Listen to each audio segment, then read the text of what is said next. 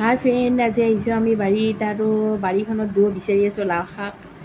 তো লাওৰ চাঙৰ তলত আমি দুটাই, তাৰপিছত এওঁ বিচাৰি আছে লাও শাক, ওপৰ ফালে আছে লাও শাক, তলত আমি আছোঁ। তো লাওৰ আগ বিচাৰি পোৱা নাই এওঁ।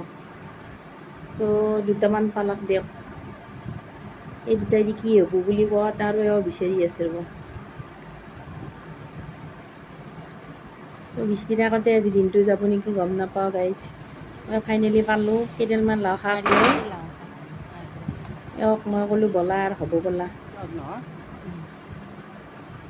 তাৰপিছত নাই, এওঁ কৈছে কি আৰু দুটামান লওঁ বুলি, আৰু বিচাৰি বিচাৰি আৰু দুটামান পালোঁ আৰু কিবাকৈ ফাইনেলি আমি কেইটামান লাওৰ আগ আৰু এইকেইটা লৈ মাছেদি বনাম বুলি ভাবি ঘৰমুৱা হ'লোঁ। আৰু ঘৰত আনি লাও শাকখিনি মই ধুনীয়াকৈ কাটি লৈ ধুই লৈ ৰেডি কৰি ল'লোঁ। তাৰপিছত দিলোঁ কেৰাহী বহাই, আৰু কেৰাহীত মই তেল দিলোঁ। তেলখিনি গৰম হোৱাৰ পিছত তাৰপিছত পাঁচফোৰণ দিলোঁ। পাঁচফোৰণ দিয়াৰ পিছত মই তাতে বহাই দিম মাছখিনি মই হালধি আৰু নিমখ সানি দি দিছিলোঁ।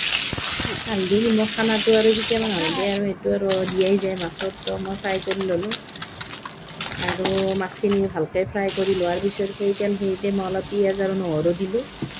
আৰু পিঁয়াজ আৰু নহৰুখিনি অলপমান লৰাই চৰাই তাতে মই দিম জ্বলা। কেঁচা জ্বলা নাছিলে ঘৰত। এওঁক ক'লোঁ মই লাও শাক কেনেকৈ বনাম, এওঁ দোকানত যাই কিবাকৈ অলপমান লৈ আহিছে।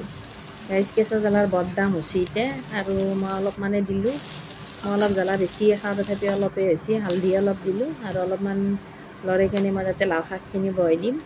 লাও শাকৰ দাণ্ডিকেইডাল মই অলপ চজনা টাইপৰ কাটি লৈছোঁ। তো বহাই দিলোঁ মই লাও শাক, আৰু বহাৰ লগে লগে যি গন্ধাইছে একদম লাও শাকৰ, ভালে লাগি গৈছে মোৰ। তাৰপিছত অলপ লৰাই দিলোঁ, লৰাই দি কিনে মই ঢাকনিখন অলপমান মাৰি দিম। দি 10 মিনিটমান সময় অলপ সিজিব দিলোঁ লাওখিনি। লাওৰ লগতে দাণ্ডিকেইডাল অলপ মোটা মোটা আছে।